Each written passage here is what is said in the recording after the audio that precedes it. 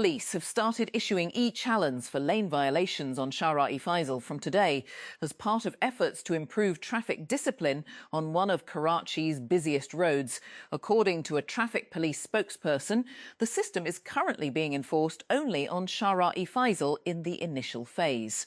However, authorities plan to expand it to other major roads in the city in the future. Karachi is facing a fresh water supply setback after a power fault of 54 million gallons per day. MGD, the Karachi Water and Sewage Corporation, KWSC, said on Sunday. According to the utility, electricity supply to the northeast Karachi NEK pumping station was disrupted in the early hours of May 31 due to a fault in a main cable operated by K Electric. The Pakistan Telecommunication Authority, PTA, has issued a public warning stating that the sale and purchase of foreign SIM cards within Pakistan is illegal and punishable under the law. The regulator urged citizens to refrain from engaging in such activities, emphasising that violations could result in serious legal consequences. According to the advisory, individuals involved in the unauthorised trade or use of foreign SIMs may face a range of penalties. PTA highlighted that unlawful activities related to foreign SIM cards can undermine regulatory compliance and may be subject to strict enforcement measures. With the monsoon season less than a month away, construction work on 3 planned underpasses along Peshawar Road has yet to formally begin, raising concerns about potential delays to Rawalpindi's ambitious signal-free corridor project. The underpasses planned at Racecourse Park, Army Graveyard and Charing Cross form a key part of a 25-kilometre signal-free corridor connecting the Islamabad Expressway with motorway Chowk. MSI has introduced the MegVision X2 AI Plus, a new high-end gaming desktop that places AI more visibly at the centre of the system. Instead of only relying on software tools or a dedicated AI key, MSI has built a secondary display into the front of the PC case to house an AI pet to talk to. The European Union's top diplomat, Kaja Kallas, was welcomed on Monday by Deputy Prime Minister and Foreign Minister Ishaq Dar. Ahead of a strategic dialogue being held in Islamabad, state-run PTV showed visuals of Kallas being welcomed at the Ministry of Foreign Affairs by Dar and meeting officials. Washington reports that the United States and Iran are close to extending a ceasefire and reopening the Strait of Hormuz have sparked an intense debate in Washington about the future of U.S. policy toward Tehran. The discussion extends far beyond the White House. Some of America's most influential think tanks, research institutions that often shape policy debates and supply experts to successive administrations, are offering sharply different assessments of Iran, the consequences of the recent conflict, and the political risks facing U.S. President Donald Trump as he heads toward the 2026 midterm elections. Marilyn Monroe's hometown of Hollywood kicks off Monday a series of special events marking the 100th anniversary of the movie icon's birth at the historic Chinese Theatre, where Monroe's handprints are immortalized alongside Gentlemen Prefer Blondes, 1953. Co-star Jane Russell, fans plan to sing Happy Birthday, echoing her famed sultry serenade to President John F. Kennedy. Coach operator Flixbus has announced the return of the 666 bus service to the Polish seaside resort of Hel. It resurrects the controversial so-called Highway to Hell bus journey, formerly run by local company PKS Gdynia. Airstrikes resumed between the US and Iran over the weekend as each side claimed to have hit military targets near the Strait of Hormuz. The US Central Command, CENTCOM, said it conducted self-defense strikes on Iranian radar and command and control sites for drones in Gorak, Iran and Keshem Island this weekend. The Islamabad District Administration has enforced revised business operating hours under ongoing austerity measures, with the new timings coming into effect from June 1, under the notification issued by the Office of the District Magistrate. All shops, markets and shopping malls in the capital will close at 8 p.m. throughout the week, including Saturdays and Sundays. Alima Khan, the sister of PTI founder Imran Khan, on Monday dismissed reports about the former premier's meeting with an ex-army chief at Adiala jail as totally fake. All the news circulating on social media that a former army chief met Imran Khan in Adiala jail is fake, she said in a post on the social media platform X. US-listed cryptocurrency exchange Coinbase is allowing users in India to make trades using the rupee, marking a key expansion of its services in Asia's third largest economy. Customers can deposit and withdraw rupees through the so-called immediate payment service channel, the company said on Monday. Pop star Dua Lipa and Fantastic Beasts actor Callum Turner married in London on Sunday, according to media reports, which said the low-key nuptials may be followed by a three-day party in Sicily. The Sun and Daily Mail tabloids showed photos of the couple leaving Old Marylebone Town Hall following a civil ceremony with just a handful of family and friends. The federal government is preparing to end a wide range of tax exemptions from July 1, 2026, in a major move aimed at increasing revenue, expanding the tax net and reducing special treatment for selected sectors and regions. Under the plan, tax relief measures set to expire on June 30, 2026 are not expected to be extended in the next fiscal year. This means many individuals, businesses and industries that currently enjoy lower taxes or exemptions will start paying taxes under the normal system from the beginning of FY 2026-27.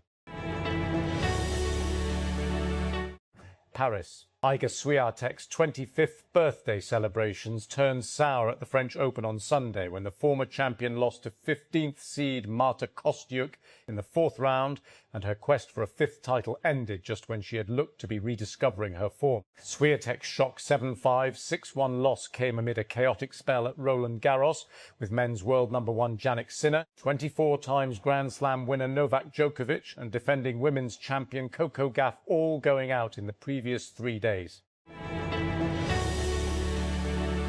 In Pakistan, owning a house is more than just shelter. It is a symbol of financial stability and social status.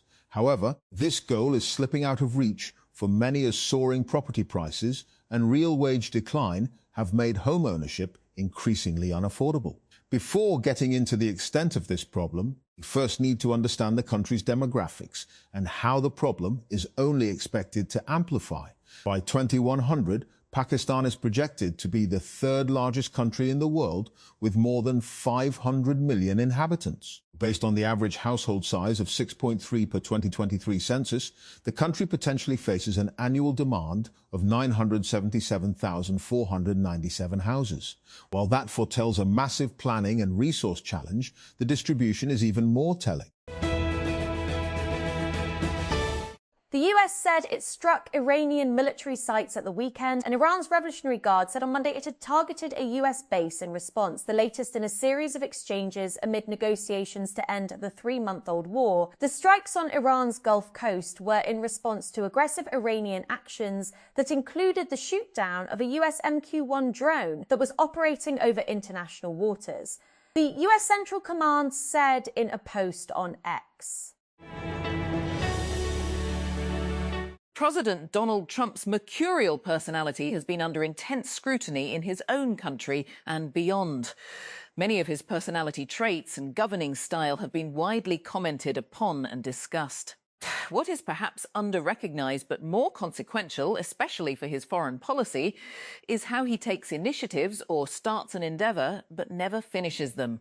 He embarks on a course of action but doesn't see it through to bring it to closure. Whether this is because of his short attention span, lack of staying power or consistency, the result is half-done ventures. Among the reasons for this is that he sets unrealistic objectives, and when he finds they are unattainable, he moves on. Trump changes course when he cannot get his own way. Rather than try to fix the issue at hand, he prefers to kick the can down the road. He switches attention almost randomly from one policy area to another, leaving issues unresolved. Dude, my gosh, there's a whole fleet of them. They're all going against the wind. Look at that thing. It's rotating. While this may sound like a scene from a sci-fi film, These were the voices of US Navy aviators reacting to an object detected by military sensors in footage later known as gimbal. The Pentagon formally released that video along with two others in 2020, confirming that they showed what it described as unidentified aerial phenomena. In May 2026, the Pentagon began releasing more declassified UAP material in batches through the Presidential Unsealing and Report System for UAP Encounters, known as PERSHU, hundreds of files and more than 50 videos, including historical records of green orbs, discs and fireballs, as well as newer military-linked footage. This, in its simplest form, is known as the unidentified anomalous phenomena.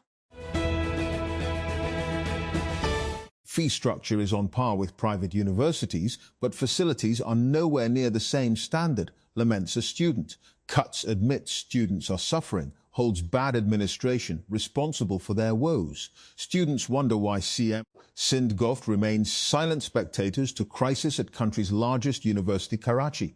Nearly 50 Zuzan students at the country's largest university have been left in limbo as the teachers' boycott of semester examinations over what they claimed unpaid dues enters its fourth week, disrupting academic plans and causing growing anxiety among students and their parents. The United States has issued a notice affirming its restrictions on shipments of semiconductors to subsidiaries of Chinese companies located outside China amid concerns about loopholes in Washington's export control regime. The Department of Commerce said in the guidance issued on Sunday that its licensing requirements for the export of advanced AI chips applied to all businesses with headquarters or a parent company in China. The government must stop shifting the cost of weak revenue mobilisation onto households and the corporate sector and instead offer targeted tax relief to offset the burden imposed in recent years, including a reduction in the petroleum levy. While support for the most vulnerable remains necessary given high poverty levels, sustained job-creating growth is vital. It is unreasonable to tax a monthly income of $50,000, which falls below the amount required for a family's subsistence. To make the tax regime more logical and equitable, the income tax threshold should be raised to $1.5 million per annum, Rs. $125,000 per month from the current Rs. $600,000. The tax slabs and rates should then be recalibrated accordingly to preserve progressivity while providing meaningful relief to low-income earners.